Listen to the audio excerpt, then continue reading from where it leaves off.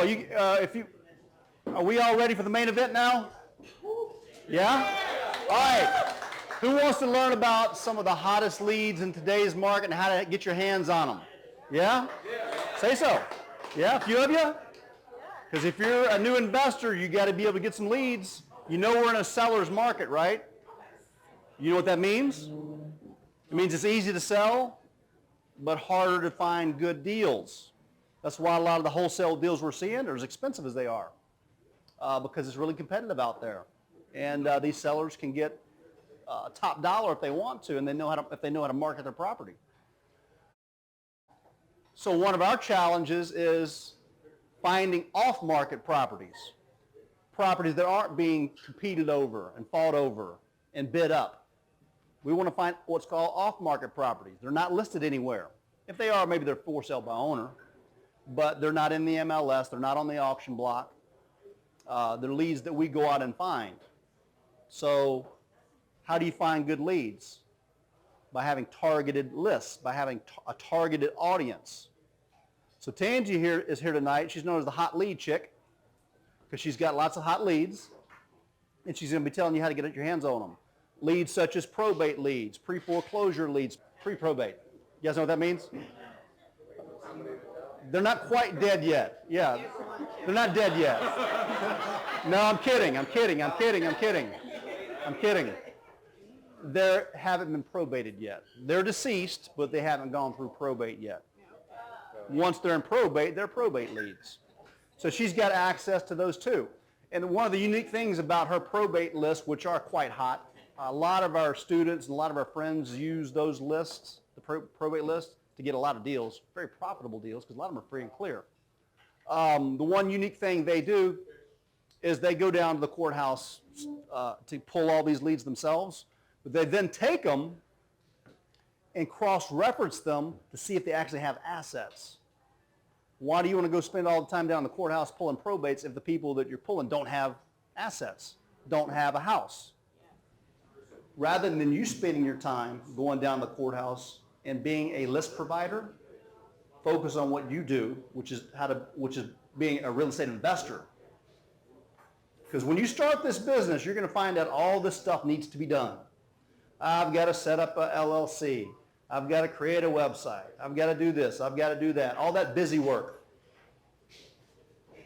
Well, don't get all busy and forget to go out and talk to some sellers and make some deals happen.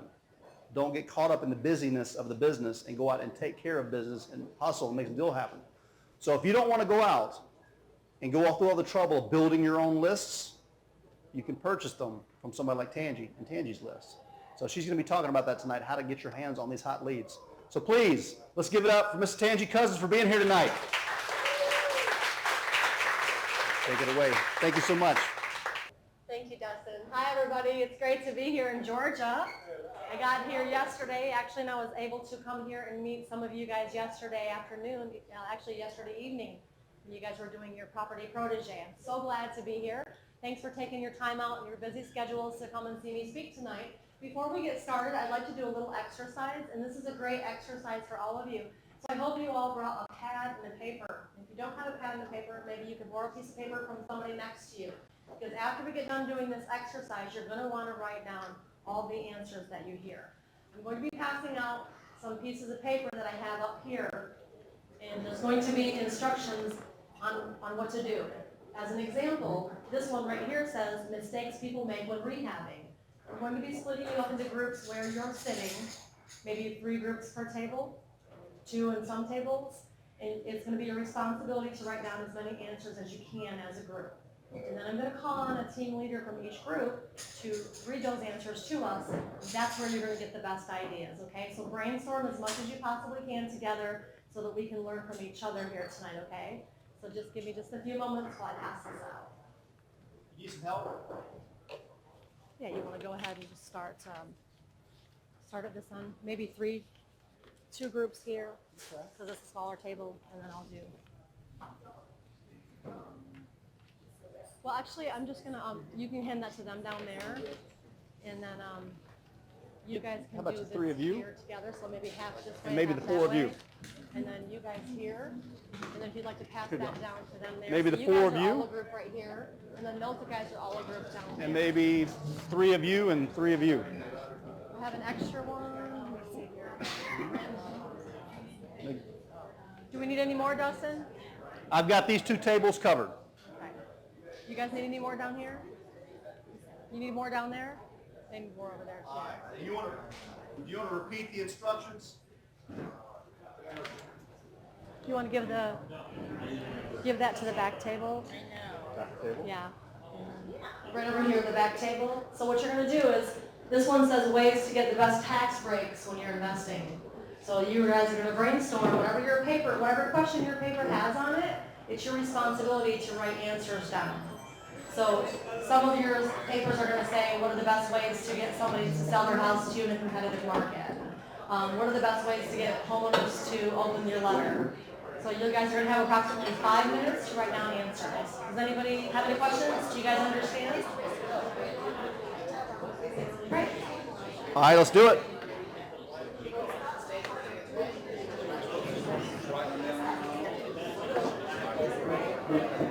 Are you not part of a group? Yeah, jump in, help out. This is where you get to meet other new investors too. So jump in, share your experience.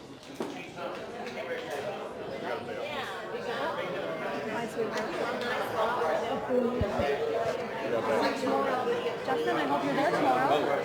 No, he has to work. He works with Dad now, right?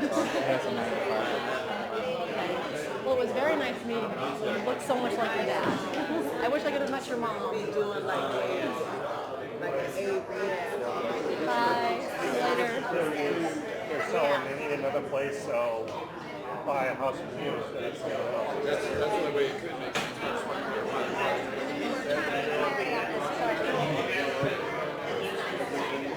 This is the key word to have trouble. Sell or to buy. So you're wanting a seller to buy I your think house? that means how to entice a buyer to buy your home. That's probably a typo. Or is it seller to sell your home or something? To sell you the home. How to entice a seller to buy your home? Or is that buyer to buy your home? Well, it's basically how to entice a seller to, example, offer when I'm selling my house, I would offer $5,000 cash back to the buyer. Maybe I worded it wrong. Because the reason why is because I have a 3-bedroom, 2-bedroom bath like he does, and what makes mine different? Absolutely nothing. Because the area is the same, everything's the same, the house layout is the same. So one time I offered $5,000 cash back to the buyer, and they were cash poor, but they had great credit, and they took my deal over that deal because I did that. So it's basically, what's going to make them want to buy your house over somebody that has the same house in the area that's competitive. So if you're the seller, how do you entice a buyer to buy your house? Is what she probably meant to say. Yep. What are some buyer's incentives? Yep, like when you're rehabbing, what are some of the things we do to make our houses better than everybody else? This question instead. Pick your question if you like. You guys coming up with some good answers? You gotta listen.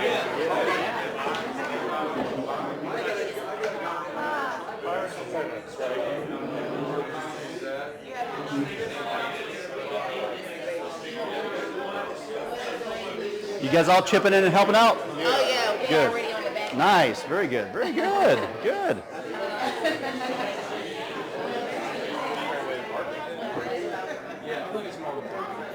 I don't know if you know it or not, but Shauna's the yellow letter girl too. Oh no? I didn't know, okay. Yeah, then we were we almost started a song. And I was like, I get that. I think that's the main ones anyway because, oh yeah, I can solve your problem.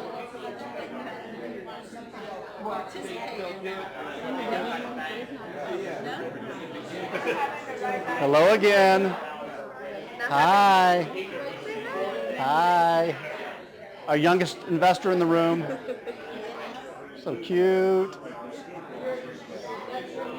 Hi, Having cutie. the right documents when you're working with like contractors and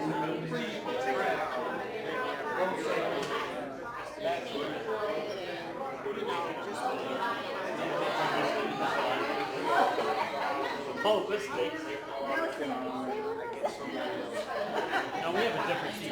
right, how you guys doing?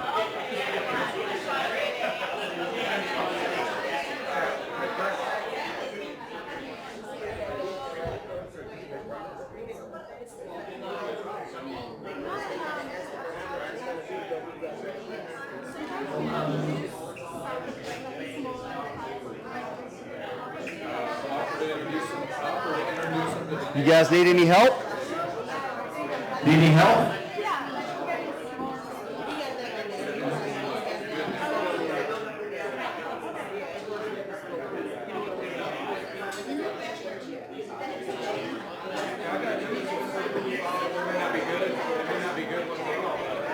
Hey, by the way, anybody in here need to order food or drinks or anything? We're all good? Excellent.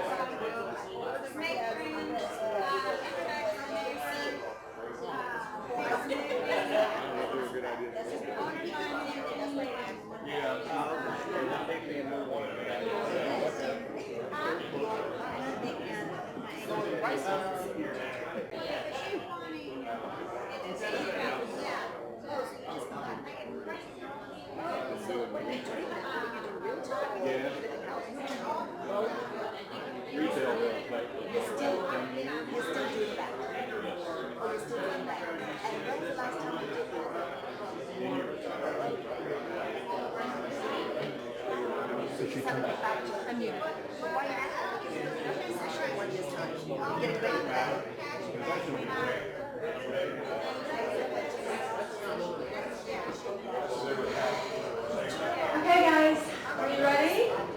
Is anybody not ready? All right, so what I'm going to do is we're going to start with this table here, and who of you elected to be your team captain? Get your papers and pens ready, and we're going to read the question. Who's the team captain? Are you the team captain? All right, go ahead and list your question. Make sure you hold the microphone close enough to your mouth so we can all hear you, and you may want to repeat the question twice. So our question is list ways to get people to open your letters. So the first one is handwritten. That's the best way. Different envelopes. She suggested that we use cream colored, just something that was different, something that just didn't look like a marketing piece. He suggested get children to write it. He said every time he gets a 7-year-old to write it, they open it. That's a good idea. I said don't send the letters, send postcards instead, but that's just my opinion. And he suggested that put like a free offer, maybe something that's special, see, like on the outside, that way you can advertise, like, okay, there's something free inside here, so they'll want to open it. Yeah, a free sticker or anything like that. Okay. Great. Well, that was a great answer. Thank sure you. are. I'll take that paper. All right. Good stuff. Move down here. We have a group down here, correct? Are you the team captain? Yes. You're holding the paper, I guess so, huh? Definitely. Thank you. So our team question was mistakes people make when rehabbing, and we came up with not doing. Can you read that question again? Or hold the microphone a little closer. Okay, sorry about that. Mistakes people make when rehabbing, not doing your homework on the community that you are going to be rehabbing the property, underestimating the cost of the rehab, you're not having the right documents. We came up with not screening your contractors for the rehab property, and no timeline, no schedules in place, and then also the poor budgeting badly for the project. So we make sure you have your numbers right there. I'll take that paper back. To add to that, one thing you don't want to do is you do not want to pay your contractors ahead of time. It's the one big no-no you don't want to do is do not pay your contractors ahead of time, you guys, okay? Let's give it a round of applause for both Great these job. groups. Great answers. And I'm also going to be teaching the do's and don'ts of marketing tonight, so I didn't touch on list ways to open your letter because we will be going over that in detail tonight on list ways to get people to open your letter. Who's the team captain here? Here you go. Make sure you hold the microphone close to your mouth. Our question is how to entice a buyer to buy your home. owner financing, pay for moving, stage it, build relationships and friends, introduce them to neighbors. Were all you guys in the same group? Yes. Very good. Good job. Let's give it up for these guys. Thank you for participating. Excuse me. Here we go. Hi. So our question was investment strategies that are most successful. We did fix and flip, buy and hold, Airbnbs, student housing, Section 8, and wholesaling. Not sure if that was exactly what you wanted. Yep. Okay, No, good. that's perfect. That's perfect. Great job, you guys. Thank you. Let's get up for these guys. Did we miss a group? Did we miss a A lot of group? people are doing those Airbnbs lately. Did we miss a group here in between? You guys were all one big giant group? Okay, very good. Let's go back here. Art? Hi. My question is creative ways to finance property. Sorry. You got private money loans, hard money loans, seller financing, subject to, split funding, lease purchase, option, cash money, transactional funding. Lots of things, kind of. Credit cards? Credit card another way. Trading? Exchanging? Cryptocurrency? Yeah. Any others? That's what we got. Very good. Let's give it up for Art and these guys. Thank you. All right. Here you go. We got over here reasons why I should sell my house to you. Can everybody hear him? Sorry about that. Reasons why I should sell my house to you. Yeah. Our first one is because I can close fast. Second one is pay in cash.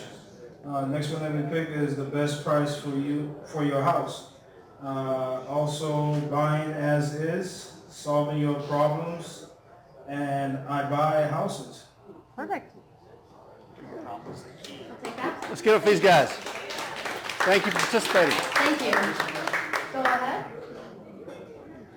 So we had to list the best or unique exit strategies. So we had wholesaling, fixing and flips, buying and holding and renting, lease purchases, Airbnb rentals, or doing joint ventures.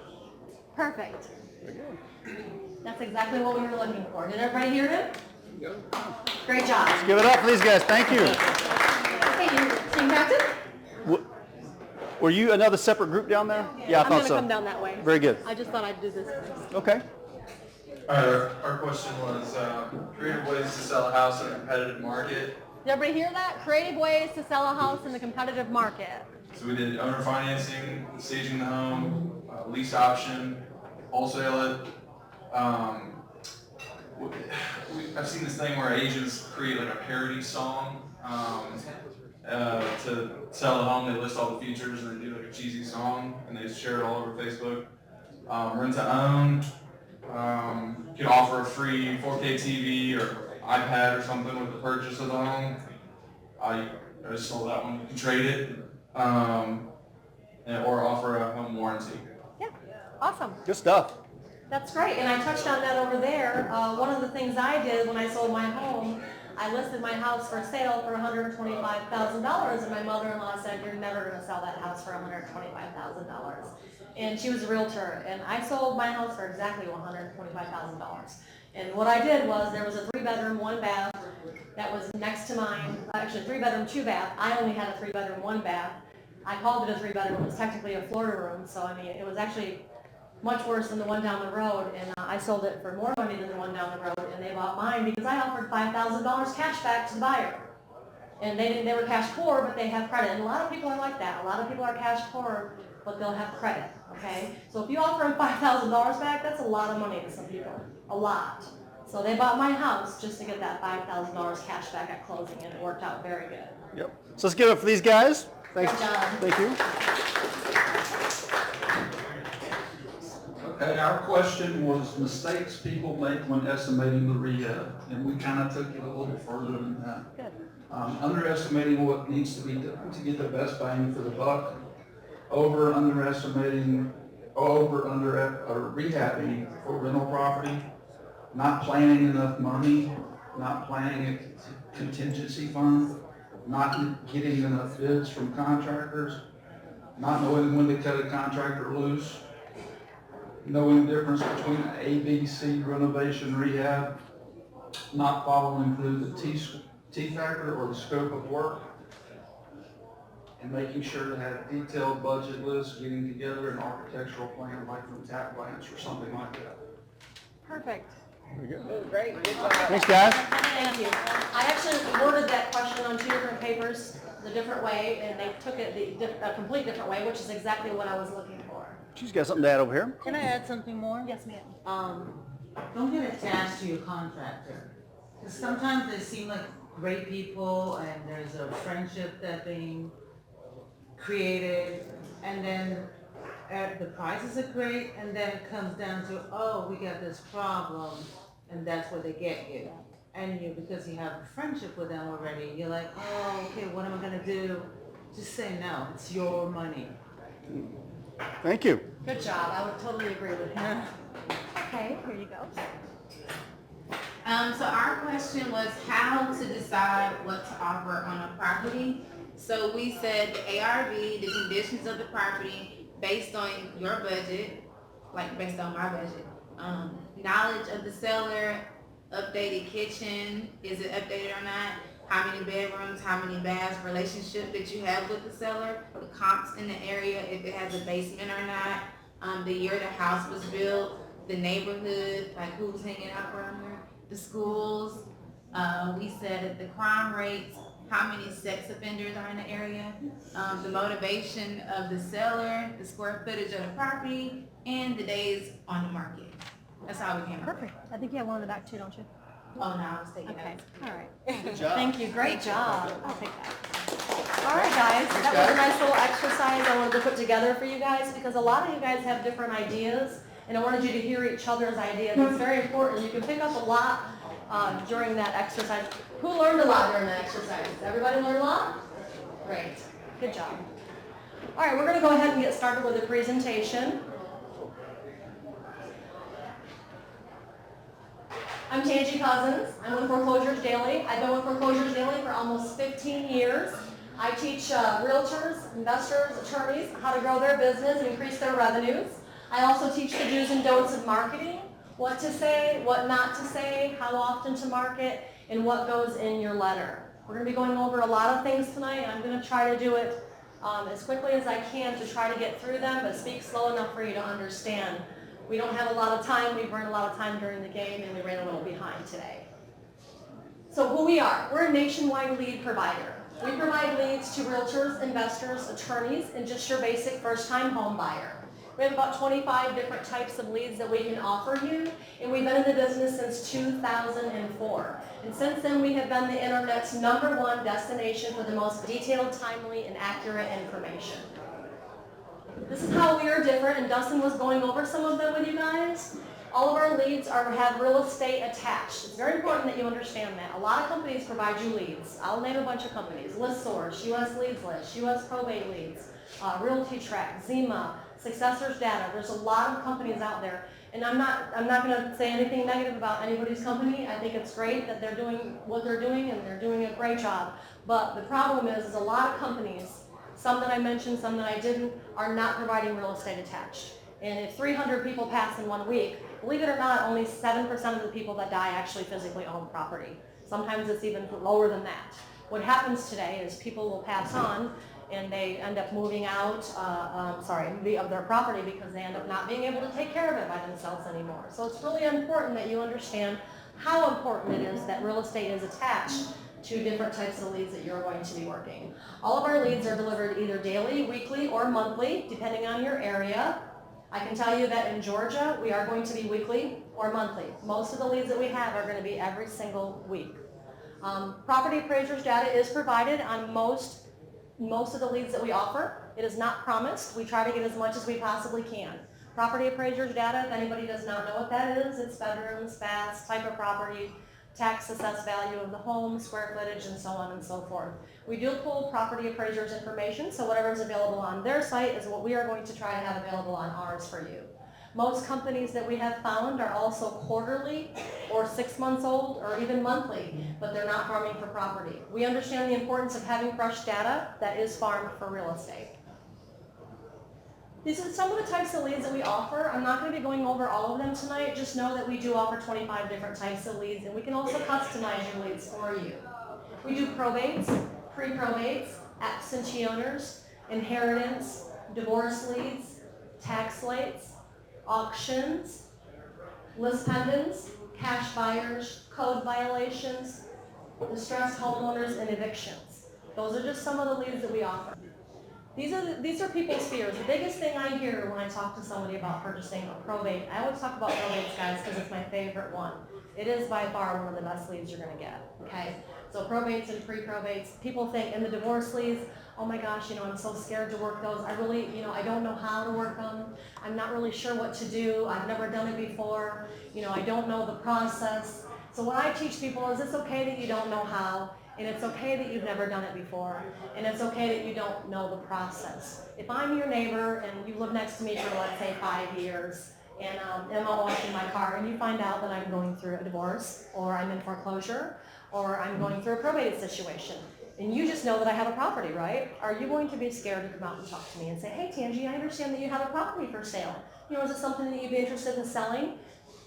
You wouldn't be afraid to do that, right? I'm your neighbor. No, you wouldn't. You'd be afraid? No? Good. I'm glad. No, most people would not be afraid to do that because I'm your neighbor and I know you, right? Well, guess what? I'm also human. And also 10 miles down the road, there's a lady in foreclosure and she's also somebody's neighbor. There's also somebody 30 miles away and she's somebody's neighbor. So guess what? We're all human, you guys. There's nothing wrong with asking another person if they have a property for sale and they would like to sell it, okay? Their situation doesn't matter to you. If I'm in foreclosure, I'm in divorce, I'm going through inheritance, whatever my situation will be, that's what matters to you, right? What matters to you is I have a house and I want to sell it, right? So that's what I'm telling you guys. It doesn't matter what type of lead that you want to work. You can work any lead in the whole nation. Everybody's so intimidated by leads in the name of the leads because they're so scared because they don't know how it works. Well, guess what? You're not the one that needs to know how the probate process goes or the foreclosure goes. You're not the one that needs to know those things. You guys just need to know your job. Okay, as long as you know your job, you can work any job, you can work any lead in the whole entire nation. Because at the end of the day, it's just a homeowner who has a property that they may want to sell. Your job is marketing, answering the phone, running comps, okay, visiting the property, estimating the rehab cost, and putting an offer in and writing a contract. Now, a lot of people go out there and they'll spend tens of thousands of dollars on all these training classes, and I'm not against training. In fact, I'm all for it, and I'm about to tell you about the training that you should get. But what I don't want you to do is I don't want you to go and get trained on each and individual list that you're going to work.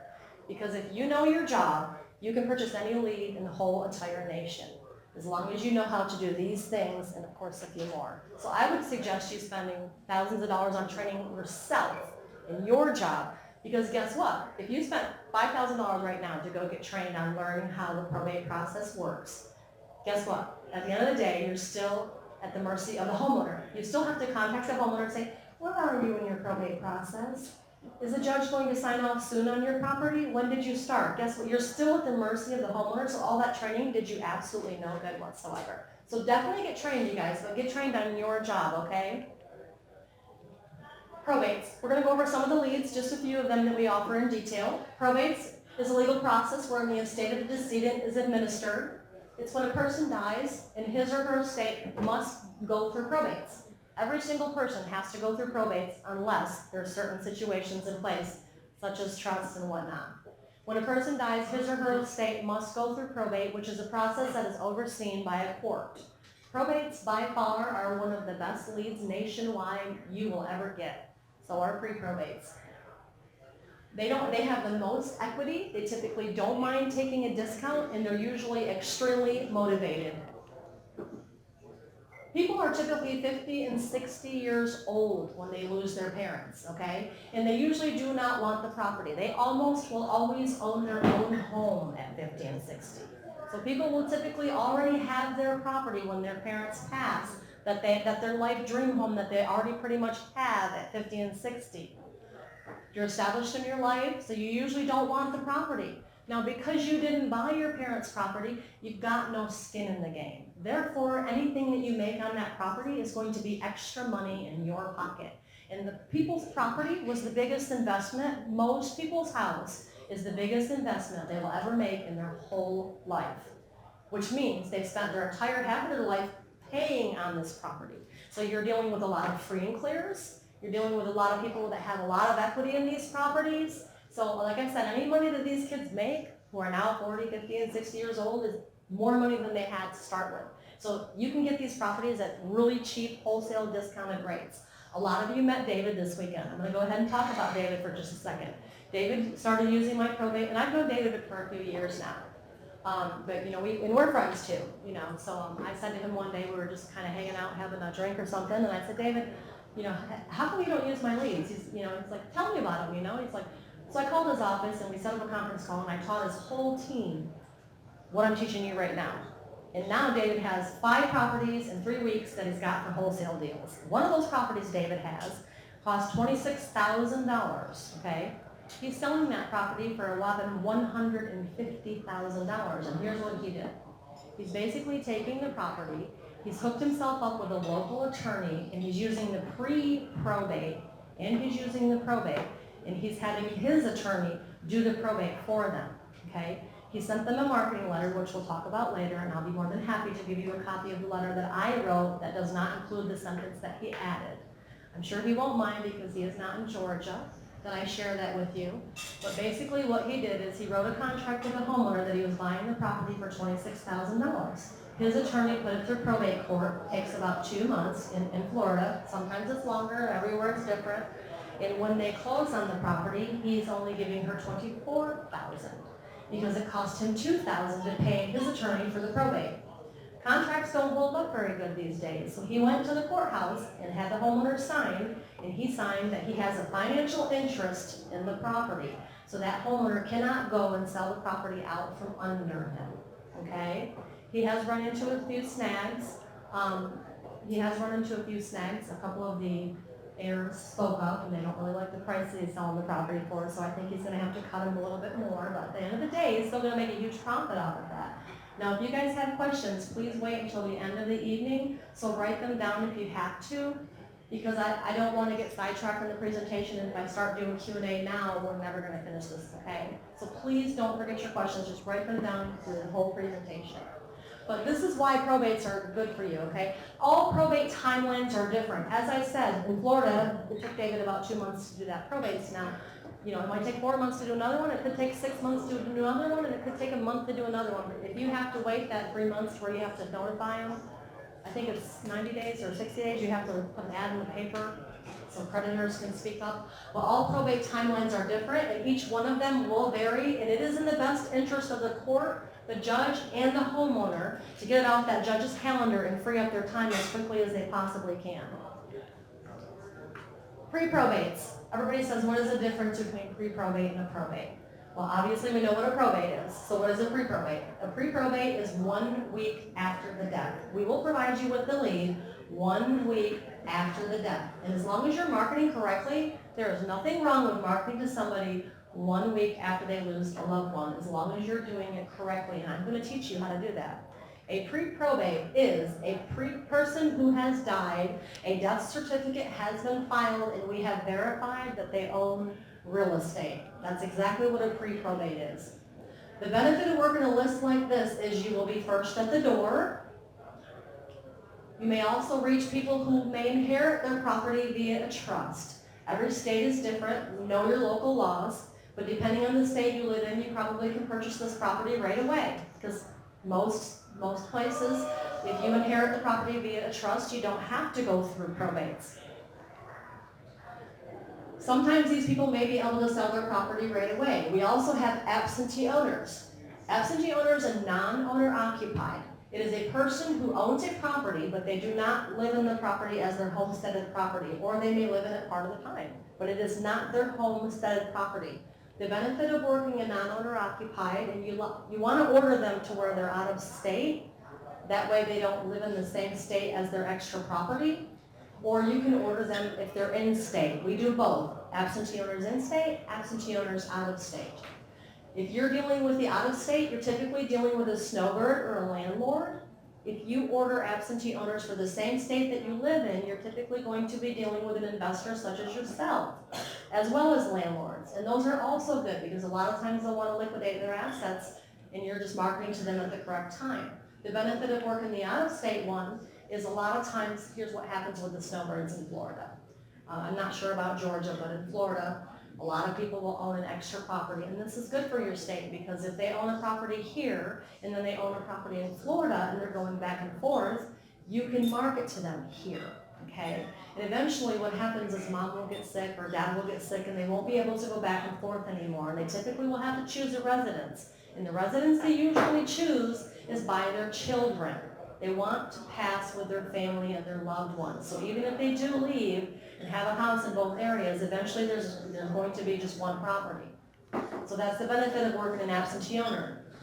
We also do an inherited lead, okay? That also falls under the category of a pre-probate. So if you purchased, like David did, if you do pre-probates and inheritance, will you be duplicating your list? Possibly, because some people are, everybody that inherits the property via a trust, okay, are going to be in a pre-probate status. At one point in time or the other, they were in a pre-probate status. Then they inherit their property via trust, so you're going to see it on this list again. But we're going to talk about striking the iron while it's hot. So it really doesn't matter if you get it when they die, and then 2 months later, the average person files probate 1 to 3 months after the death. So when somebody dies, the average person statistically will file probate 1 to 3 months after the death. So with that being said, you're going to get it during pre-probate, you're going to get it during probate, and if they've inherited the property, they're never going to make it in probate, okay? If they don't have to go through probate because they've inherited it via trust, they'll never make it to probate. So there's going to be some small duplication. You may have it for probate that eventually is going to be inherited and vice versa, but it's okay because you want to strike the iron while it's hot. Sorry about that. An inherited lead is a person who inherits a property via a trust, and they may or may not have to put their property through probate, okay? Every state's different, so know your laws. An inherited lead, I'm going to go back for a second. There's not a lot of people that pass along that actually have their property in trust. A lot of parents can't afford to do that with the attorney, so when they die, their children have to put the house through probate. But a small, rare amount of time, there are people that are going to inherit their properties via a trust. It's just a small percentage. Because we don't want to give you just a few leads a week, we also like to include completed probate inside this list. So an inherited lead will also include completed probates, and it will also include family deed transfer. What is a family deed transfer? It's a property who is transferred from one family member to another in the amount of $0. That person is clearly still living. They've transferred the property while they are still living. So their children don't have to deal with the probate process, okay? So that's also included in the inherited leads. So the inherited leads will be a mixture of all three, okay? We also have divorce leads, okay? I got a great story about divorce leads. I have a gentleman that actually signs up for pretty much every service that we have. If I get a new lead type, he buys it, and he buys it in mass volumes. He buys it in 7 counties in Colorado, 7 counties in Texas, 7 counties in Oregon, and 6 or 7 counties in Utah. He just buys it mass volume. I'm going to go over the divorce lead first, and then I'll tell you that story. A divorce lead is a legal dissolution of a marriage by a court or other competent body. When the divorce is filed, we will verify that they own real estate and provide you with the information within 1 week later.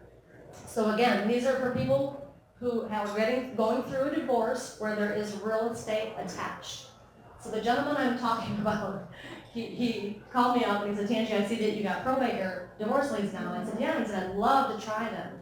So I went ahead and gave him the divorce leads and he paid for them. About 3 months later, I contacted him on the phone about something else. I said, hey, how's those divorce leads working for you anyway? He goes, they're working really good. He said, I'm just having a few problems with some of the husbands. I said, the husbands? He said, yeah, I'm getting text message threats and one guy's showing up at my house. I'm like, what do you mean? He says, I said, well, what did you do? He says, I sent a letter and they're really mad. And I said, well, who did you address a letter to? He said, the wife. I said, why did you do that? And he said, because I figured she was going to get everything anyways. I said, well, you're looking for a date or were you looking for a property? He thought, wow, what a great way to find a date, right, guys? So that's the divorce lead story I had to tell you. But the divorce leads are great too because they typically have a property and they don't have to go through the courts if they don't want to. When they're going through a divorce, if they decide to settle out and you come in and offer them a cash offer for their property and it's what they want, they can sell that house before that divorce is finished. They do not have to wait. As long as they agree as a married couple that they want to sell that property before their divorce is final, they can definitely do that. So divorce leads are beneficial as well. We also have list pendants. There's several counties in Georgia that we cannot get pre-foreclosures in. Okay? But list pendants is when a homeowner stops making payments on a mortgage. The mortgage has a specific procedure it must follow to take the property back. This procedure will differ according to the state and county in which the property is located.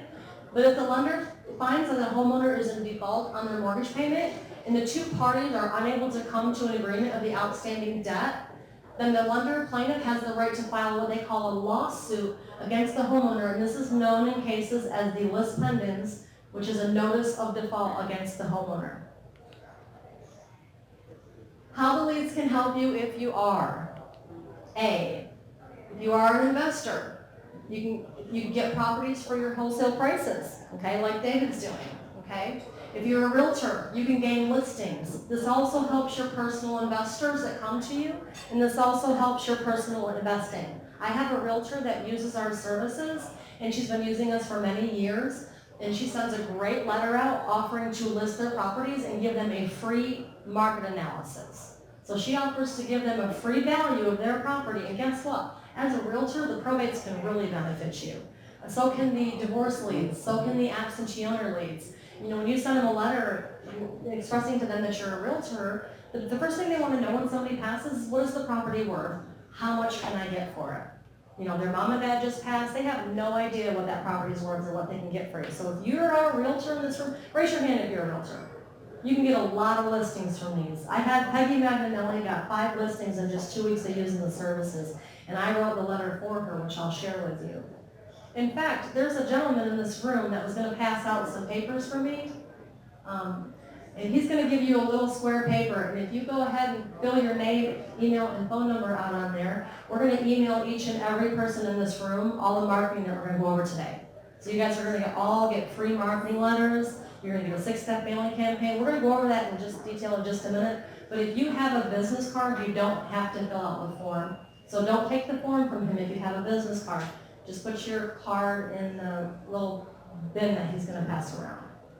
Okay? So, also, is there any attorneys in the room? Anybody an attorney? This can also help attorneys. It can help gain business for their law firm and personal investing. Because if it's a pre-probate, they don't actually have an acting attorney on the case yet. If you're a mortgage broker, do we have any mortgage brokers in here? Well, if you're a mortgage broker, this is going to help you get refinances and loan modifications as well as your personal investing. First-time home buyer. We have first-time home buyers that buy our list all the time just to buy their personal home or residence. They will use a 3-month subscription to do that with their property. Now, here's the marketing, okay? Every single person that is going to get a copy of this that puts your card in that bowl or fills out the form, we want you to mail for a period of 6 months to a lot of different types of leads that we're going to offer. And we recommend a 4 to a 6-step mailing campaign. Some people's marketing budget does not allow for you to have a 4 to 6-step mailing campaign. It may only allow you to do 1 or 2 or 3 or 4 or 5. And I wrote some timelines on here using October, November, December, and January, February, and March, just as that's the time I was doing this slideshow. But keep in mind, those are not actual months that you're going to be marketing in. Whatever market you're in, like right now, we'll do August, September, October, November, December, and January. You don't need to worry about writing this down. You're each going to get emailed a copy of this whole slideshow right here. This whole slideshow right here that we're going over, every single person's going to have a copy of this. Let's say that your budget only allows for a 3-step mailing campaign. I'm going to recommend that you do October, November, let's use August. August, September, skip October, and then mail November. you're turning it into a 4-month campaign, okay? If your budget only allows you to do a 3-step campaign, turn it into a 4-month. The 4-step mailing campaign, you would do October, November, December, skip January and mail February. Notice that I just turned that into a 5-step mailing campaign, okay? 5 months worth of mailings. If you have a 5-step mailing campaign, you're going to try to turn it into a 6-month. You want to stretch it out as long as you possibly can when you're marketing. You want to do October, November, December, January, skip February, and mail March. Now, if you're going to do a 6-step mailing campaign, which is exactly what we recommend, and I'm going to go over the types of lists that you want to do certain steps of mailing campaigns for. For example, probate, you definitely want to mail to for 6 months, okay? Absentee owners, you don't have to do a 6-step mailing campaign, you guys. You just don't. They're an absentee owner, they're not going through a process. So we're going to go over anything that's going through a process of what you're going to have to do a mailing step campaign for. Consistency in marketing is key, okay? Consistency and patience. The early bird gets the worm, squeaky wheel gets the grease. Okay, you want to be first and you want to be last when you're marketing, because guess what happens with the probates, okay? You want to be just like that commercial on TV. In Florida, Morgan & Morgan is big. We the people, for the people, we are the people. I'm not sure who's big here, but you guys are even here in Georgia and you've heard of Morgan & Morgan because you guys are shaking your head.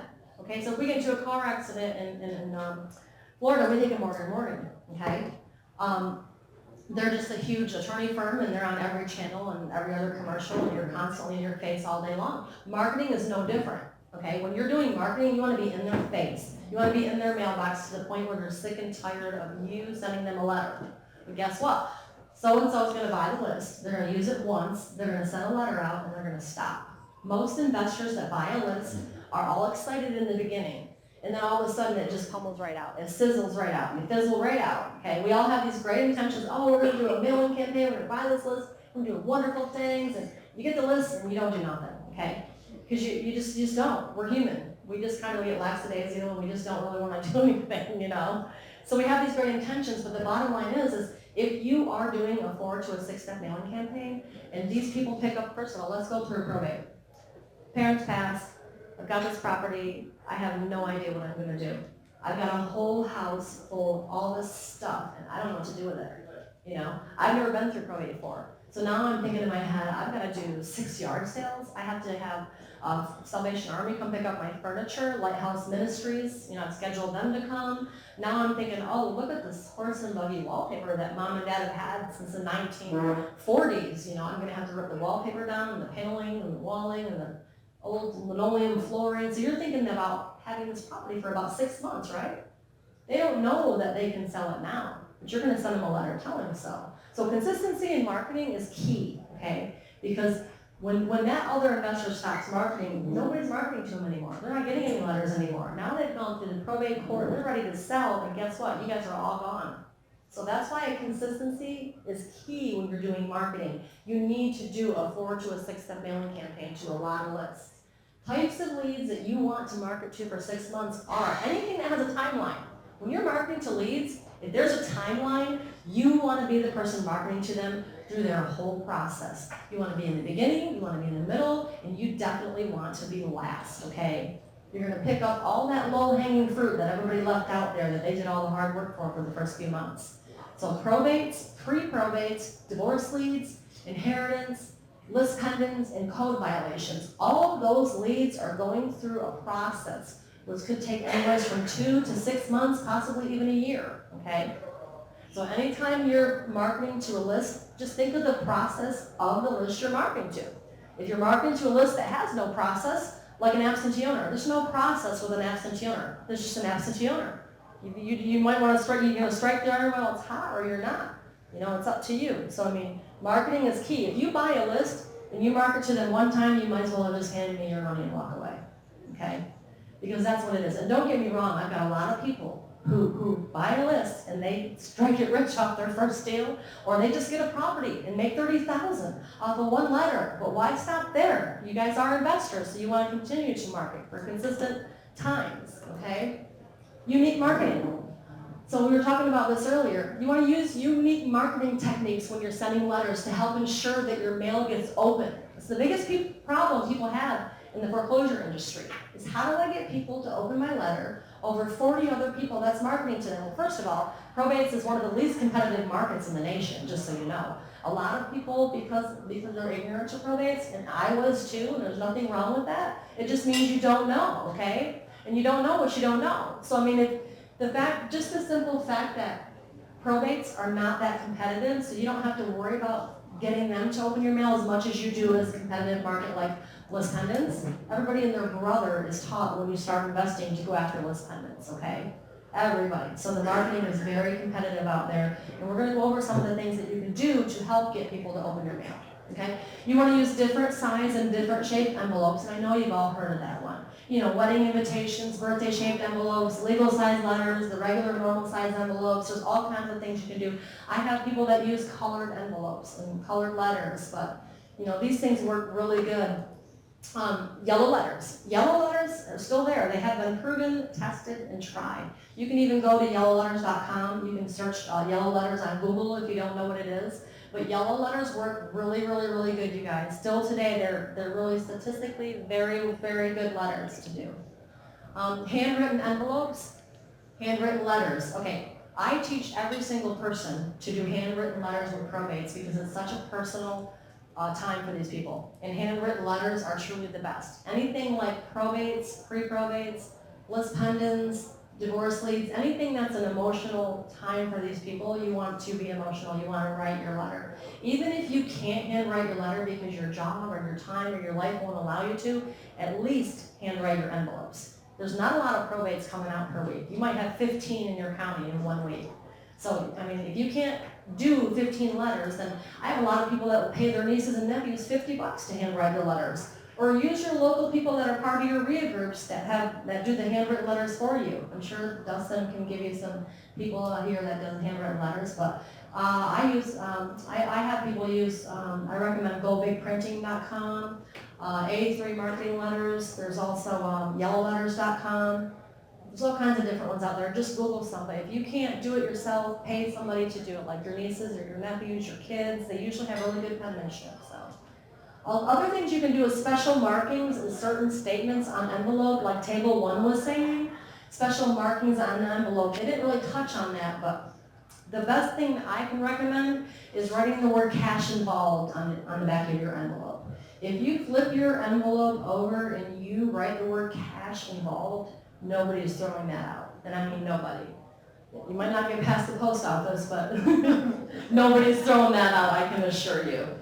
And do what he said, stick a penny in there. Table 1 said stick a penny in there. And when you write the word cash involved, you're not lying, there's a penny in that envelope. You can even do certain symbols. If you don't want to write the word cash, you can just put 3 little symbols, like $ symbols, and just write the word involved, because that still means cash involved.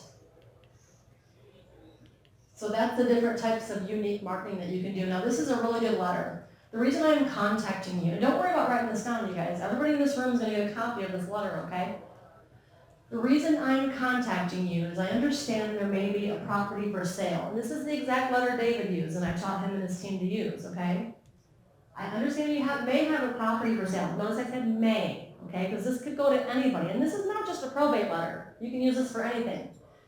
The reason I am contacting you is I understand there may be a property for sale. If there is real estate for sale, I would like to buy your property. I can close fast, cash, as is, in less than 30 days. You can even leave the unwanted items in your house. You don't even have to clean, pick up, rehab, repair the property. I will buy the property just the way that it is. If this sounds like something you're interested in, please call me back immediately. Don't promise these things if you can't do it, okay? Don't promise that 30-day timeline if you can't do it. So you're gonna have to change it up to tailor to what you do and what you offer. Now the sentence that David, the $1 million sentence that David added is, oh, and by the way, I can even help you pay for your probates if you need financial assistance. And that's what got him his 5 wholesale deals in 3 weeks. And I mean, and it happened just like that. It was very quick. He was into 5 properties just like that. He called me up and said, Tangie, I told you that if your list worked, that I would give you thousands of dollars to buy more, and he did. So, I mean, it definitely works. clearly you have to hook yourself up with a local attorney to get some help and whatnot. And you can use this with anything. I can even help you pay for your divorce. I can even help you, liquidate the property and assets. I mean, there's all kinds of things that you can offer in your letter to make yourself stand out. When you're marketing to probates and pre-probates, it's not as competitive as pre-foreclosures and the other areas that people were doing back then, and that are still all the beginnings are still dumping in, trying to do today. So you don't have to worry about those things on your envelopes as much as you do when you're marketing to probates, because this is more target marketing. You're marketing to a small group of select people versus thousands. So let's say I've got foreclosures in one hand, I've got probates in the other. This hand is foreclosures. They're angry, they're mad, they're upset, they're losing their house. You have a father who has a family, a wife and children, and you know what? He's losing his house. It's a terrible, terrible situation he's in, you guys. But either way, they don't want to sell, okay? And they don't have any equity, okay? You have to create that by doing a short sale, which will be a long, tedious process. The probate may be too, but most of them go pretty quick, okay? 2 to 4 months is the average. Some of them can take longer though. Now on this hand, I've got probates. They want to sell, okay? They've inherited this property by their parents. They don't want the property. They have a house. They have equity. They may own the house free and clear. I mean, so I don't know why anybody would want to market to a list that don't want to sell their property in the first place when you can market to a list who does, okay? And I'm giving you that option today. I'm not saying list pendants aren't good. I actually have a slideshow coming up that talks about how list pendants are still good in today's market. But I'm just saying we want to talk about more target marketing. I would much rather market to 15 probate leads a week than I would 1,000 pre-foreclosure leads. If somebody came up to me today and said, Tangie, I'll give you 1,000 pre-foreclosure leads, or I'll give you 50 probates, I'm taking the probates. Hands down, all day. So, this is the type of letter you want to send. Notice what I'm doing in this letter, okay? What you're doing in this letter is you never talk about the unfortunate situation. I had somebody ask me to critique their letter one day, and their letter said, hi, my wife and I are investors in Florida, and we're interested in building our residual income for our retirement. That's terrible. I mean, his letter really started out saying that, and I said, no, oh my God, you never want to talk about how their property that you're going to buy from them for a discounted rate is going to help you retire. You don't want to do that. And don't talk about their unfortunate situation. Notice that none of my marketing is going to have condolences and sympathy.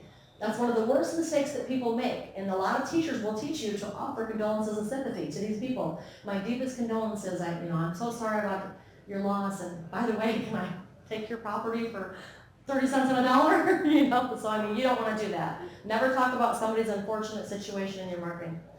Solutions. My letter found solutions for them. I can buy your house. I can close fast, cash. Don't clean. Don't pick up. Don't rehab. Don't repair. They didn't think about these things until you just told them in their letter, because in their mind, there's no way they can sell their house with the standing position that it's in, with a house full of somebody else's stuff, with all this outdated, walls and floors and cupboards and everything else. So you have to overcome their fears, okay? So you're overcoming the fears that they have. You're addressing their concerns and you're fixing their problems. That's exactly what that letter does. It's addressing their concerns and it's fixing their problems. You're like their knight in shining armor, okay? So these are the do's and don'ts in marketing so far, guys. And this is some really good stuff here. This is a realtor letter. I know you raised your hand over there. There's a couple of realtors here. Hi, my name is Jane. I'm a local realtor with RE/MAX. I would like to help you sell your property at 2000 Smith Avenue. If you would like to sell the property or just know the value of the property, please give me a call as soon as possible. So just the simple fact that one sentence is going to get everybody to call you. You would not believe how many people are going to call you by offering a free value of the property. Right there. I'd like to let you know the value of your property for free. Please call me. Now, you said over there you like to do postcards. You're doing really good with postcards, okay? You guys, investors, need to write letters, okay? But realtors actually do really good with postcards, okay? Because they're professionals. Professionals, you're professionals too. I'm just saying that realtors are typical for sending postcards. People are expecting to have postcards from a realtor. So Peggy Magnanelli is a local realtor. realtor with RE/MAX, and she is the one that I actually wrote this letter for. And I know your realtors can look each other up, so her name is Peggy Magnanelli. She is a local realtor with RE/MAX, and she's in Montgomery County, Maryland, and she got like 5 listings in just a few weeks of using the services, you guys. The letter was fantastic. Enough said, it pretty much spells it right out for you. Everybody wants something for free. Like they were saying, I think it was table 2, one of them was saying offer something free. And it might have been table 1. They were saying offer something free in your marketing. Well, this is something free that you can offer, okay? A free market value.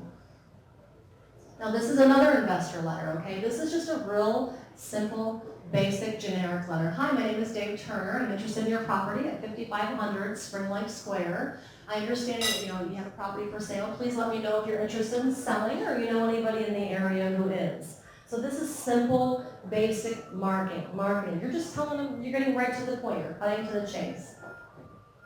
This is a 3-touch mailing campaign that there's a gentleman in Florida, and he uses this. He uses a 1 small card in an envelope, and all it says is I'm interested in the property at 1234 whatever street. If you're interested in selling, give me a call. That's his first touch. Now let's look at his second touch. The second touch is the same thing. It's a small card in an envelope. And most people say, Tangie, what do I put in my second letter, in my third letter, in my fourth letter? This is exactly what you put. I sent you a letter about a month ago expressing interest in the property located on whatever street. Have you considered selling yet? If so, please give me a call. So the first letter we went over, you can send that same letter 6 times. You just need to say something like this up top. I sent you a letter about a month ago expressing interest in the property. Have you considered selling yet? Do you still have the property? I'm still interested. So that's all you need to do when you touch up over and over and over on your letters and you keep doing your second and your third and your fourth and your fifth touch, okay? And now he takes the third step and he actually does a postcard and announces himself as the investor. We are a local investing company purchasing properties in a few select areas. If you want or need to sell your home or know anybody in the area who does, please give me a call. So he actually changes it up. And this 3-step mailing campaign is giving him 7 to 10% response rates. And by the way, the national average response rate is 1.5% on list pendants, pre-foreclosures. We're getting 3, 5, and 10% response rates with our investors using probates and pre-probates. That's huge, you guys. So why investing in foreclosures and pre-foreclosures? And still, I told you I had a slide that actually tells you it's still good in today's market to invest in pre-foreclosures. Foreclosures and distressed property sales account for nearly 25 to 50% of all real estate transactions in some markets. Why pay retail if you're going to buy a home for yourself or as an investment? Why not purchase a foreclosure for half price? And a good rule of thumb is to try to purchase at 50 cents on the dollar in your market when you're purchasing pre-foreclosures. Now, short sales. Guys, a lender does not like to be in the business of selling property, but when a lender defaults on the loan by not making their payments, the lender has no choice but to take possession of the home and try to sell it to regroup their losses. The lender prefers to sell defaulted homes very quickly. You guys all know them as REOs, okay? They want to sell the houses fast and get back to lending money as quickly as possible. They do not want to do pre-foreclosure. They don't like it. The key to making money in the foreclosure real estate industry is the same as any other business. You gotta buy low and sell high. Why investing is still good in today's market, okay? The market has already hit bottom, you guys, okay? And it's now appreciating. And in most areas, the market is now appreciating and the values of healthy levels again. So do not miss the boat. According to And if you haven't already started, it's now time to start acquiring income-producing properties. Those of you who load up on cash-flowing properties today will look back at this time in 5 to 10 years from now and realize what a great investment you've all made. Now is definitely the time to buy and invest, you guys. Mortgage rates are still very low, but they are climbing, and savvy real estate investors will capitalize on this now to help build massive wealth for their future. Here's some exit strategies. We were talking about some of these earlier during our exercise, okay?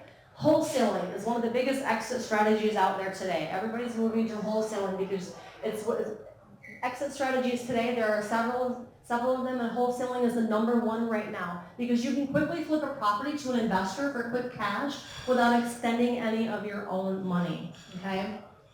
Retailing. Retail buyers are coming back into the market because of historically low mortgage rates, price appreciation, and the tax credits that were being offered, as well as the improving economic conditions. Lease option. That was on one of the exercises as well as one of the answers. The lease option is perfect. Many would-be buyers currently have poor credit, but they have money for a down payment. So there's a lot of people out there that rent you guys that are perfect for lease option. They don't have any credit. They have total cash rich. So many would-be buyers currently have poor credit but have a lot of money for down payments, option consideration, and want a nice home to live in. This strategy works really well. Let me tell you a little story about this gentleman that I deal with in Florida. He does this for a living. He actually does lease option for a living. And what he does is he'll go out and he'll lease a property and get, let's say, $10,000 down, okay, lease with the option to buy. And he'll take $10,000. Most people that put a down payment on your property won't stay. They will not stay in your property more than a couple of years. They'll stay in a couple of years, something will happen, they'll end up having to move, and guess what happens with the down payment? He keeps the down payment. And then he turns right around and he gets the next people. They come in and they give him another $5,000 or $10,000 cash. And they stay there for 2 or 3 years and they leave and he keeps the payment. And he just does this over and over with all of his properties. And he has so much money from this strategy and it works really well. So lease option's really good. But like I said, you gotta know your laws and what's allowed in your own area. Rental. If you buy right over the long term, this is a great cash flowing strategy, you guys. This is where you can reap the annualized returns of up to 20% per year and more. Testimonials. We have a girl, I'm going to use Amanda Young. She goes to Dustin's group in Tampa, REIA. And she actually won a free month at his group. We used to give away a free month at all the meetings that we did. And she's actually the testimonial on the front page of our website. If you go to foreclosuredaily.com, there's Amanda Young down on the right-hand side giving a testimonial of what happened when she won a free month at Dustin's meeting in Tampa. I happened to win 1 month of probate leads at my local REIA meeting. And at the time, I had one rental house, which I purchased off the MLS. So mailing letters from a list was foreign to me. With the help from Tangie and Foreclosures Daily and using her standard letter, I tweaked it and mailed them out. I received a call, made an offer, closed my first probate and subject to. 1 year later, her tenant bought the property and he made an offer she could not refuse. She took that property, used the profits and 1031 exchanged them into 2 more investment homes. She turned 1 deal into 2 deals very quickly. And as a newbie investor, she could not believe how mailing letters would turn out to be the best deal yet. She highly recommends working with our company. Now today, she's sitting on 5 of our probate properties, and she's starting to specialize in a lot of sinkhole properties. So she's doing very, very good with our leads. And she had no clue. She literally bought her first property from a realtor off the MLS. And then we also have Dan Green. He also won a month at Dustin's meeting, and he did the same thing. Within the first month, okay, 1 month, he got a lead. Tangie sent me in my leads the same night that I won, and I sent my letters out the very next day, which was Friday, and by Wednesday, I had gotten a call from my letters, and we closing on a property next Monday. The seller and I agreed on a price of $54,000, and he was able to assign the contract within 1 hour for $60,000. So he made an immediate profit of $6,000 in less than a week. It was that quick. Now they all don't happen that quick, you guys, but they certainly can.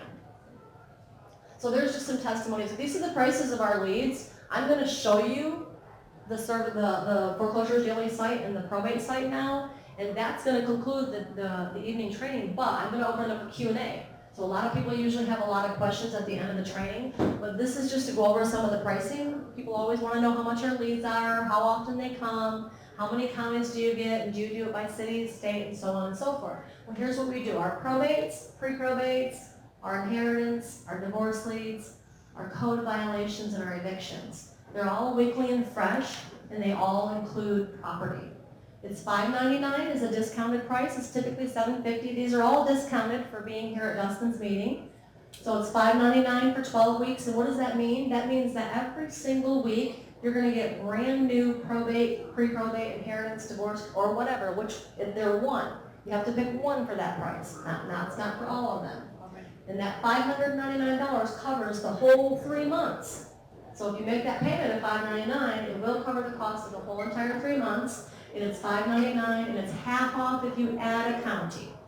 Or you can do $999 for 6 months, or a year for $1,750, which will save you $650. The longer commitments you make, the better off you're going to be, because you're going to work the list longer, you're going to work it stronger, and you're going to work it harder. When you put 1 foot in the door and 1 foot out the door, you know, you're kind of really not making a full commitment. So when you make a full commitment and you commit to longer terms, people tend to do much better.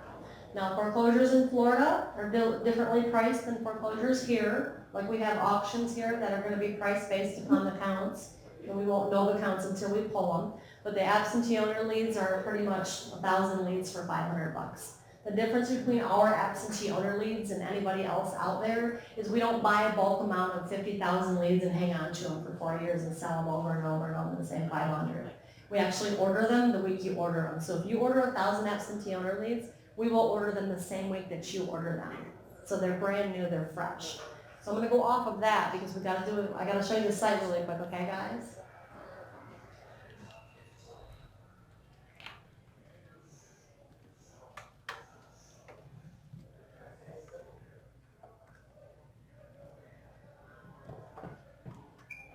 This is just going to be a quick demonstration really quick to show you guys. Can I ask a question while you're doing that? Sure. What information do we get when we, in other words, just name, address, phone number, email? Yeah, we're going to go over that right now, actually. So what I'm going to do is I'm going to share this, let's see here. Dustin, do you know why it's not showing up over there? What's that? This screen right here. Yeah, close your PowerPoint. Okay.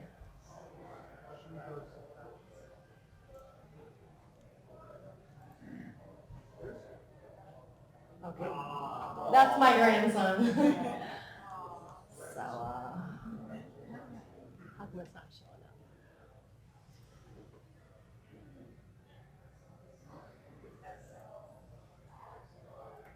He's there. Let me help you there. I think I know what's going on. Okay. Well, go ahead and go start talking again. I'll help you out. Okay, so we're actually going to be doing a drawing. So everybody that put their name in here to get a copy of the letter, I'm going to go ahead and give a couple of these things away while Dustin's getting that worked out. So I have Foreclosure Daily Investor Systems. Back before the economy crashed, we used to do a lot of training, but we did it on a national scale. And we did it with about probably 10 to 15 different speakers. And we used to sell a kit called Foreclosure Daily Investor System. And we used to sell a kit for $6,995. But it came along with mentoring and training and whatnot. But this little kit is packed right full of DVDs, full of training from Bob. I don't even know if these trainers are in business anymore, but Bob Middleton and Marco, Steve Jackson, who used to have the Virtual Investor Plus. I'm also going to give away some probate books. Let's go ahead and actually, we'll do the demonstration. Dustin's got that up now. Dustin, you know what happened to my water that was sitting right here? Okay.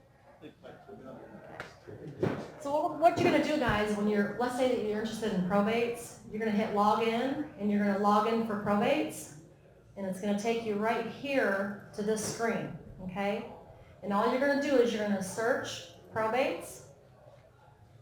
It's very easy. You literally click 3 things. You search probates. It's going to have a drop down, and you can choose probate or pre-probate, or you can choose both. So let's say that you want to do Georgia. We'll do Fulton County, because that's where we are, right? Let's see here. You choose Fulton County, and then you just choose your date range. We do everything on Wednesdays, okay? So we're going to do Wednesday, August 1st to Wednesday, August 15th. We just scroll right down here and hit submit, and it's going to bring a spreadsheet up. And the spreadsheet looks just like this. Let's see here. This is a pre-probate. I'm going to pull you up a probate first, though. So, your basic information that you're always going to have is you're always going to have the decedent's name, the decedent's address, the decedent's mailing address. That's promised. Those 3 things are promised without a shadow of a doubt. On the probate and the pre-probate, you will always have the decedent's name, the decedent's address, and the decedent's mailing address. Now, I'm going to go over some more information that may be provided. I can tell you right now that it is provided in Fulton because we're looking at Fulton. These addresses are real. If you look up 3056 Mockingbird Lane, East Point, Georgia, that house is in probate right now, within the past 3 weeks, okay? So you're going to get the decedent's name, the decedent's address, the decedent's mailing address, property appraiser's data. See here, you're going to get legal description, only on some of them. We couldn't find it all on all of them, okay? You're going to get the property value, which is the tax assessed value of the home, okay? And that's not promised, but this is what's available beyond the decedent's name, address, and mailing address. Bedrooms, bath, type of property. Look, the biggest question everybody has is, will I get the personal reps' names and addresses? That's PR. And in Fulton, most of them have it. See, you guys? But some of them don't. So what do? We mail the personal representative the letter. What do we do when there's no PR? We mail the house. They're 50 and 60 years old. It is their job to check the mail, liquidate the assets, and settle the estate. And 9 times out of 10, we are going to do the responsible adult thing, and we are going to go to mom and dad's once a week and check the mail. You guys are in Georgia, so your parents probably live here. If they do not live here, it's okay. You're told by the attorney when you file the probate, you can have the mail forwarded for 6 months to a year after the death in most states. So it's okay if you have to send a letter right to the property. You just address it to the Smith family. Do not address it to anybody other than the Smith family, the name of the decedent, because you don't want to address it to the PR if there's no PR address but there's a PR name, because you're only allowing one person to open that mail if you do that. By law, you're only allowing John Smith to open the mail. So that's why you put to the Smith family if you're sending it to the house. If you have a PR address, like Fulton does in a lot of them, you're going to send it to the PR and send it to their house and send it to their name. Notice that a lot of these have the attorney's name and the attorney's phone number. So what you're going to do is you're going to also call the attorney. Hi, my name is Jane. I understand that you're representing a case for John Smith at a property on Hermitage Square for a probate case that was just filed. I'm Jamie and I'm interested in the property and I want to purchase the property. Can I leave a message for the personal representative? Is it possible for you to get a message to them? Now what I like to tell people is before you go saying all that, the paralegal is typically the one that's going to answer the phone. So what you want to do is you want to just say, hi, my name is Jane and I'm calling because I'm interested in getting the email for John Smith. I need to send him an email real quick. Get his email, because guess what? He's not going to ignore an email. He'll ignore a phone call. He probably won't call you back most of the time, but when you put it in writing, he's an attorney. He cannot legally withhold information from his client. So when you call, get the email. Hey, I'm Tangie. I'm calling out because I wanted to email John Smith something. I'm sorry, his email address slipped my mind. What was his email again? So I'm going to get his email. Then I'm going to say, oh, and by the way, is he available? I'd like to talk to him because he's representing a case on a probate house that I'm interested in purchasing. So get the email first. Call like you're a representative. Call like you are already his client. I'm calling because I need Attorney John Smith's email because I need to send him over some documents. Well, the documents that you're sending is a purchase offer, right? Or you're just sending an email asking him to reach out to the personal rep for you. So you can call the attorney, you can get the email for the attorney if it's available, you can mail the property address expressing your interest in the property, and you can also mail the personal rep. Now, if it's a pre-probate like these ones here, you're going to send your letters right to the property. Just right to the property. It is their job to check the mail, liquidate the assets, and settle the estate. Notice the pre-probate has no PR address, no attorneys. It just has the decedent's name, decedent's address, decedent's mailing address, and some property appraiser's data. That's because there is no PR, you guys. They just died last week, okay? So that's a probate and pre-probate. We are going to open it up to Q&A for just a minute here. If you are interested in foreclosures in Florida, we do have auctions in a lot of the counties. Some of the counties we don't have pre-foreclosures in. I have a little list here for you for the local counties. This is Cobb, Cherokee, Clayton, DeKalb, Fulton, and Gwinnett. Look at the counts for probates. Cobb gets 15 to 18 a week. DeKalb gets 2 to 4 probates. 10 to 12 in Fulton and 2 to 4 in Gwinnett.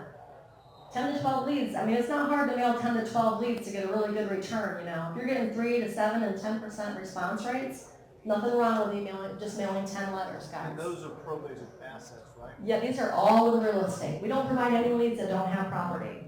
And then pre-probates, look at the counts for Fulton and pre-probates, there's 12 to 15. Inheritance, maxing out every week. And by the way, that $5.99 that we charge for 3 months, $9.99 for 6 months, and $1,750 for the year, that's each list up to 25 leads per week. But we cannot promise there's going to be 25 a week.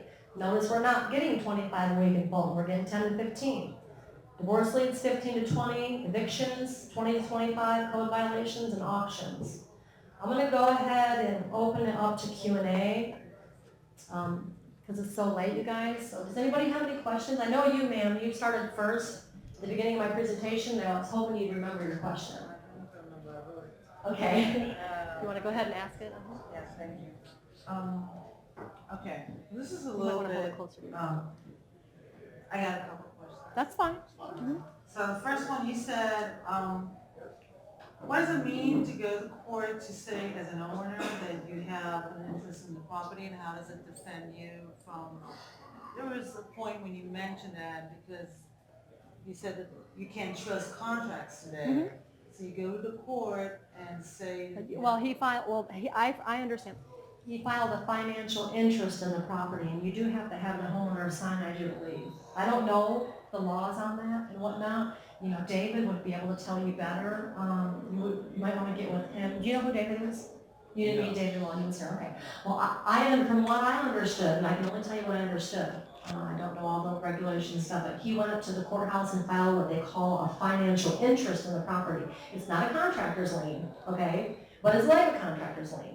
It's like when you do work for a contractor, do you know it? Yeah, it's an affidavit of purchase and sale agreement, affidavit of memorandum. So who goes to court? You can sign it and claim that you have a contract on the property, or both the buyer and the seller can sign it and you can file it. So once you do that, it actually protects you from the seller to sell to somebody else? It does for a limited time. That's awesome. They can't just go behind your back and sell it out right now. Now, in theory, it's supposed to pop up when they pull title to go sell to somebody else. It's not a lien, but it's act like a lien. It says that you have an equitable interest in the property because you have a purchase sale agreement on the property. Now, some closing attorneys will close right over top of it, but at least you have a case. Yeah, you can Some go after won't. them after. Okay. It just varies. I actually have some people that are going after the people that did that. They closed without it. Yeah, So- because she just mentioned David. He had one very recently that the seller did go around it and sell to somebody else. They started rehabbing the property, and the attorney for the person that bought it said, "Oh, by the way, we need you to release this lien that you have on the property." He's Cease like, and desist, "Hell yeah. no." So what happened? He's got a lawsuit on his hands. Yeah. They'll probably settle out of court. I had a seller that changed his mind, and I lost the house. Yeah. A good deal, so. All right, so that's why I said it's a good tool. Hold that mic up, please. Thank you. Okay, so the next question is kind of a little creative. I don't know if somebody's already doing that, and it's not creative. Do you offer like other services, like extra services, just to put your foot in the door for people that lost their loved ones, and they're like, you know, they're picking up the phone, or they don't want to hear about selling anything, they just don't want to hear about anything. Then you might say, okay, we'll help you clean your late grandmother's house. And then while you're already talking about it, you might say, I can also help you sell it if you're interested. I'm just wondering if you use something like that. So you're saying that your first approach would be to clean the house, and then get into the fact that they're going through probate? Because it's like a big deal to decide, are we selling or not? Mm-hmm. And I think like sometimes to put your foot in the door as, Right. you So know, you say call up like you're somebody else. Well, first of all, I'm not saying as maybe you do have Right, that, right. like maybe you do offer that, and if you do, then, okay, it's extra money, of course. Okay. But at the same time, you're closer right now. Okay. To Well, talk to just the- want to make it clear though, there's no phone numbers on any of these lists. So you would have to skip trace. And I do have, David does do that. He has a whole team of doing it. They skip trace on TLO, and TLO is very good. It's expensive. There's also one called REI Skip. You can do in bulk. REI for Skip 24 does cents that. a lead. So there's 24 cents. TLO, LexisNexis, and REI. REI Skip, Skip REI Genie. Skip Genie. There's a couple Ben of them. Verified. But do you know if that Okay, so that's a good Method. creative idea. So what she's saying it's not is, happening. No, that's a good creative idea. That's very good, I like that. So what she's saying is that when you call, like, let's say that you're skip tracing and you're getting the phone numbers of the relatives, call like you're calling for something else. You know, hey, you know, But no, I don't mean it that way. I don't mean it well, like but maybe you can offend explain it somebody. better. I'm sorry, I don't understand it. No, I just mean like, maybe you wanna do it. Like, okay, so I don't have a cleaning company, right, a cleaning Yeah, service no, I know. company, but I can reach out to somebody who does that and say, hey, okay, let's share the leads. Okay. And you will get to clean the houses, and I'll just come with you. Somebody will open the door, right? Somebody needs to open the door. And I'll meet the owner, the new owner meaning, and maybe I can just. I know exactly what you're saying. Yeah, she was just talking about using other creative ways to get your foot in the door, literally.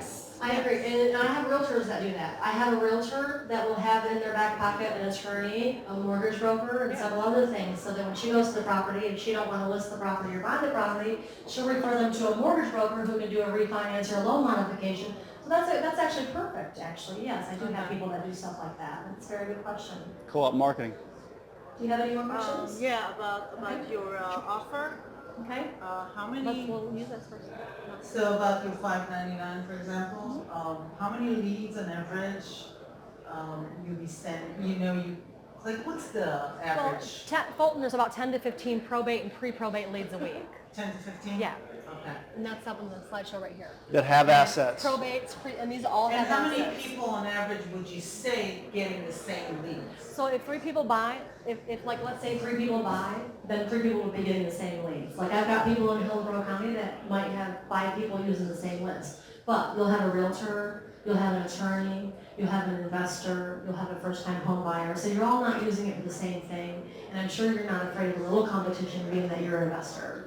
That's nothing. That's Yeah, not a that's not, competition. yeah. I'm asking Right. Absolutely. when you market those same 15 leads, I'm pretty sure that you have people using your service. Believe it or not, we're nationwide, and we have scattered people throughout the whole nation, because we don't really advertise everywhere. Like Dustin's known me for a long time. This is the first time I've ever been out of the state to come do this, just so you know.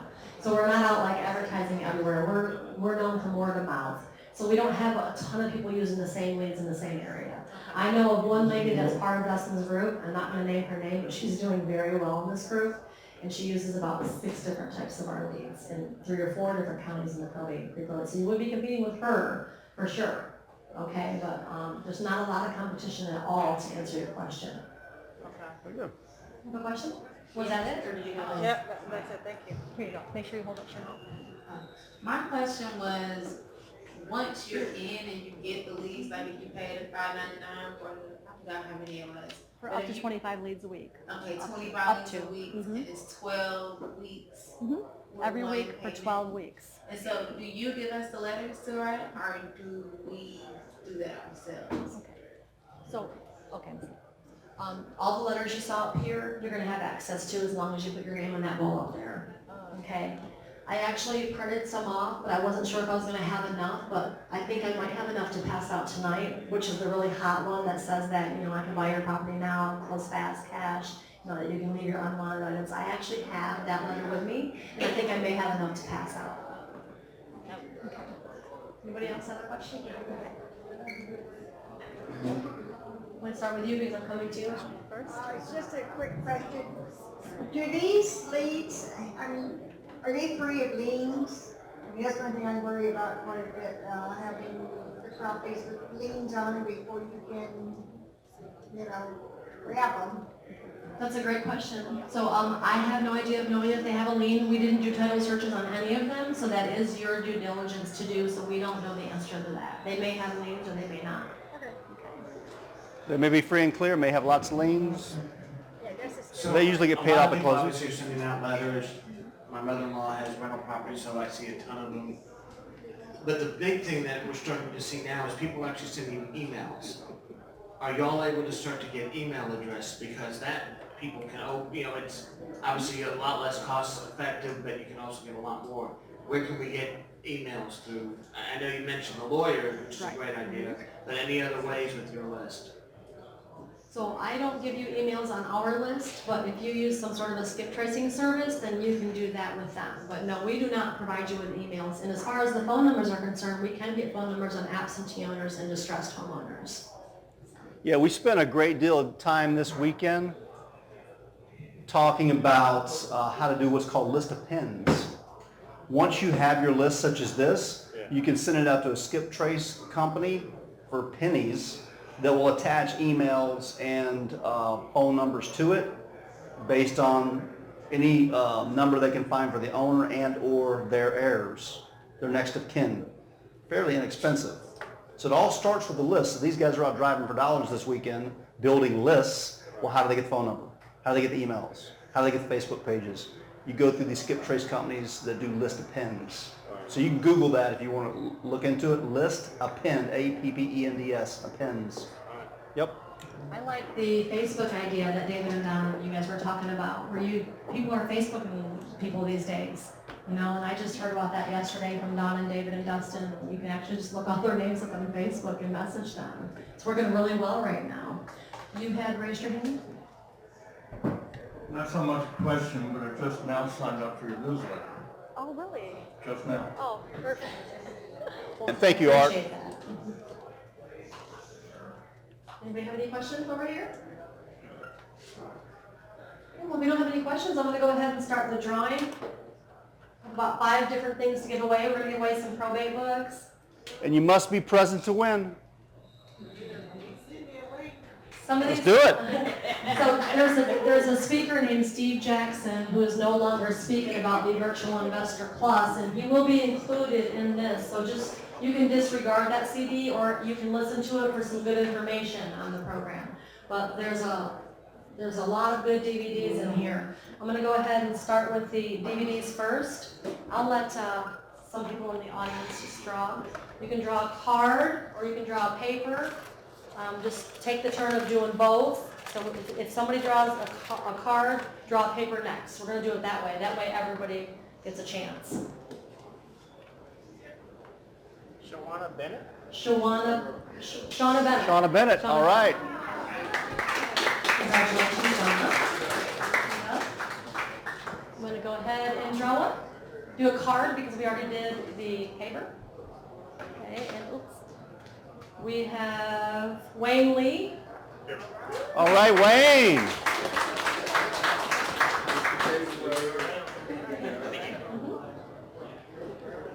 And you want to draw one? Do a paper, please. We just did a card. This one? Yep. Micah Green. Mike Ed. Is it Michael? Mike. I guess so. Yeah. Michael Green. That's me. Oh,